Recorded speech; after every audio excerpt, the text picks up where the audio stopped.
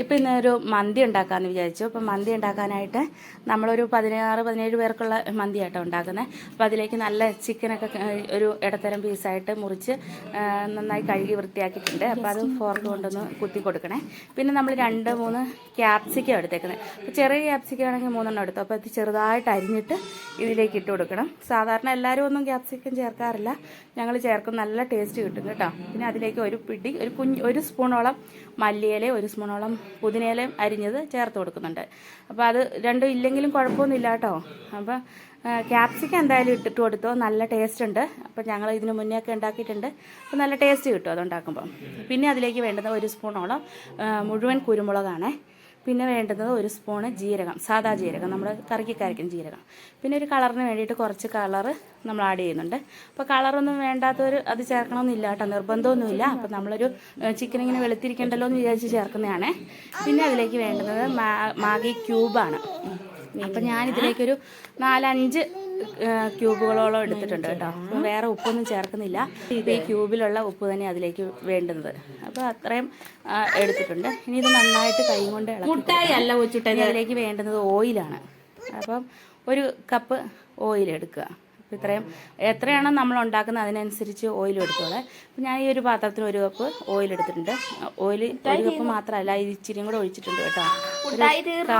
കാൽഭാഗം കൂടെ ഒഴിച്ചിട്ടുണ്ട്. അപ്പോൾ എത്ര എണ്ണത്തിന് നന്നായിട്ട് കഴുകി വൃത്തിയാക്കി അതിലേക്ക് വെജ് ചിക്കനിലേക്ക് ഇതെല്ലാം ഇട്ടിട്ട് നന്നായിട്ട് ഇളക്കി വെക്കുക. എന്നിട്ട് അടച്ച് വെക്കുക. 1 മണിക്കൂറോളം നമ്മൾ അടച്ച് വെക്കണം. അതിന് ശേഷം നമ്മൾ തീ കത്തിച്ച് വേകാൻ വെക്കണം. അപ്പോൾ 10 മിനിറ്റോളം അത് നന്നായിട്ട് വേകുന്നിടം വരെ വെക്കുക.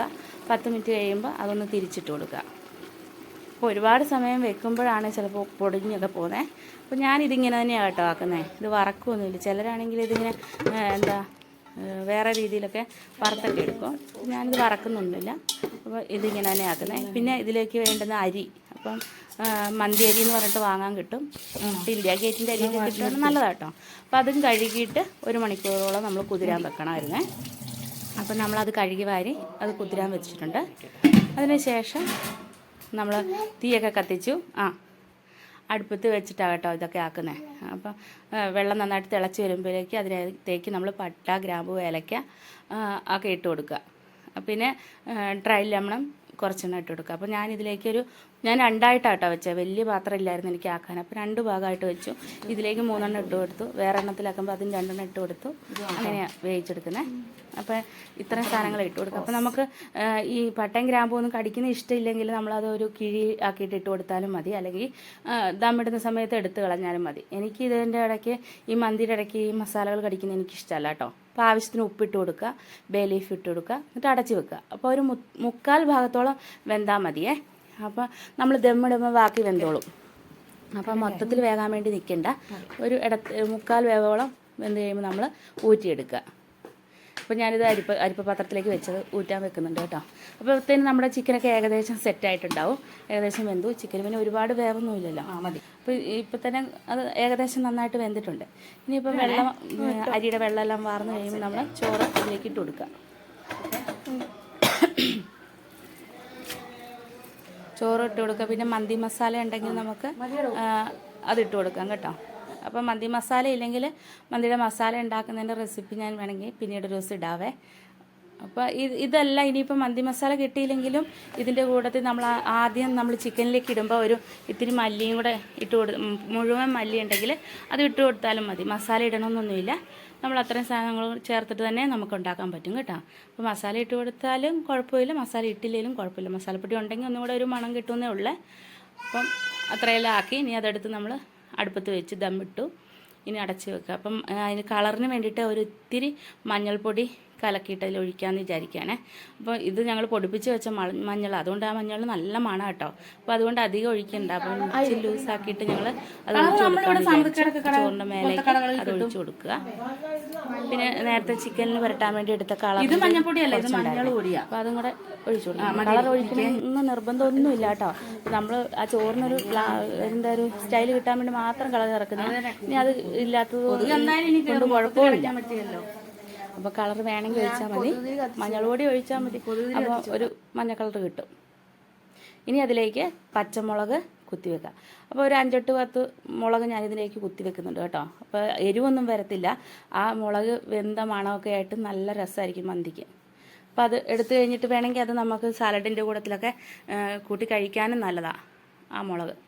അപ്പോൾ അത് വെച്ചു. ഇനി അതിലേക്ക് നമ്മൾ ചാർക്കോൾ കത്തിച്ചതിൽ ഓയിൽ ഒഴിച്ച് വെക്കാൻ തുടങ്ങുവാണേ. അപ്പോൾ അതിൽ നിന്ന് കുറച്ച് കനലെടുക്കുന്നുണ്ട്. കനലെടുത്തിട്ട് ഒരു പാത്രം, നല്ല സ്റ്റീലിൻ്റെ പാത്രം എടുക്കുക. അതിൻ്റെ അടിയിലെല്ലാം തുടച്ച് വൃത്തിയാക്കിയിട്ട് വേണം വെക്കാൻ.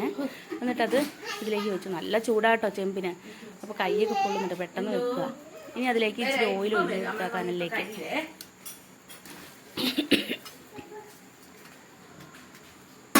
അപ്പോൾ ഓയിൽ ഒഴിച്ചപാട് തന്നെ പെട്ടെന്ന് അടച്ച് വെക്കണേ, അല്ലെങ്കിൽ അതിൻ്റെ മണമൊക്കെ പോയാൽ പിന്നെ അതിന് രസം ഉണ്ടാവുകയില്ല.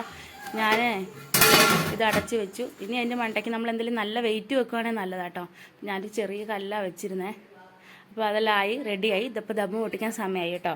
ഇതുണ്ടോ ഇപ്പോഴും നല്ല ആവിയൊക്കെ വന്നിട്ടുണ്ട്. ഇതേ നമ്മുടെ ചോറ് റെഡി ആയിട്ടുണ്ട്. നല്ല ചൂടാട്ടോ. ഈ മുളകൊക്കെ പെറുക്കി എടുക്കുന്നുണ്ട്. ഇതിനകത്ത് ഇത്തിരി വിനാഗിരിയും ഉപ്പൊക്കെ ചേർത്തിട്ട് ഇച്ചിരി സമയം വെച്ചാൽ നല്ല രസമായി. ഈ മന്തിയുടെ കൂടെ തന്നെ അത് ഉടച്ച് കഴിക്കാൻ നല്ല ടേസ്റ്റാട്ടോ. ഈ മന്തിയുടെ സൈഡായിട്ട് ഞങ്ങൾ മിൻറ്റ് ചട്നിയും അതിൽ മയണൈസ് പിന്നെ സാലഡൊക്കെ ആക്കിയായിരുന്നേ. അതൊക്കെ പിന്നെ എല്ലാവർക്കും അറിയുന്നതുകൊണ്ട് അതൊന്നും കാണിച്ചില്ല കേട്ടോ. പിന്നെ ഏറ്റവും ഫൗളെന്ന് വിചാരിച്ചാൽ ഞങ്ങളിത് പ്ലേറ്റിലൊന്നും സെറ്റ് ചെയ്തപ്പോൾ എടുക്കാൻ പറ്റിയില്ല കേട്ടോ.